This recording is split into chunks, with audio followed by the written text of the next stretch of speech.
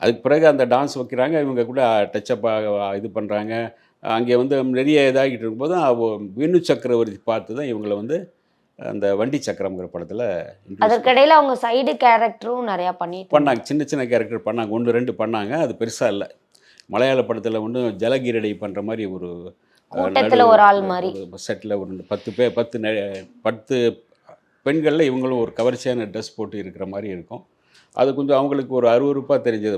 முதல் முறையாக வந்து ஒரு கிராமத்தில் இருந்து வந்த பொண்ணு இந்த ஒரு சின்ன ஒரு டவுசர் போட்டு நிற்கிறது அவங்களுக்கு ரொம்ப கூச்சமாக இருந்தது.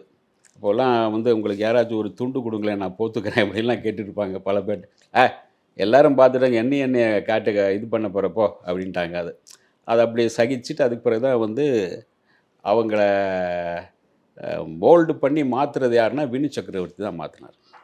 அவர் தான் கூட்டிகிட்டு மைசூர் அவரே சிவகுமாரே பார்க்குறாரு, என்னப்பா கறி கட்ட மாதிரி இருக்குது, இவ்வளோ கருப்பாக இருக்குது, குண்டாக இருக்குது, இந்த பொண்ணை பிடிச்சி நீ என்ன பண்ண சொல்கிற? இது சாக்னா கடைக்கெல்லாம் அதாவது இந்த சாராய கடை பக்கத்தில் வந்து இது விற்பாங்க, இந்த கறி மீன் அப்புறம் ஊறுகாயெல்லாம் விற்பாங்க. அந்த மாதிரி ஒரு கேள் அது. அந்த மாதிரியான கேளுக்கான ஒரு கெட்டப் அது. அந்த கெட்டப்பு தான் அவங்க வந்து போடுறாங்க. அப்போ தான் வந்து அவரை கூட்டிகிட்டு போய், சரி நான் அவங்கள மாற்றுறேன் அப்படின்னு கூட்டிகிட்டு போயிட்டு அவருடைய ரூமுக்குள்ளேயே வச்சு அவங்கள டெய்லி வந்து பயிற்சி கொடுத்து ஒரு 10 நாள் அப்படியே அந்த கேரக்டரை மாற்றுறாரு.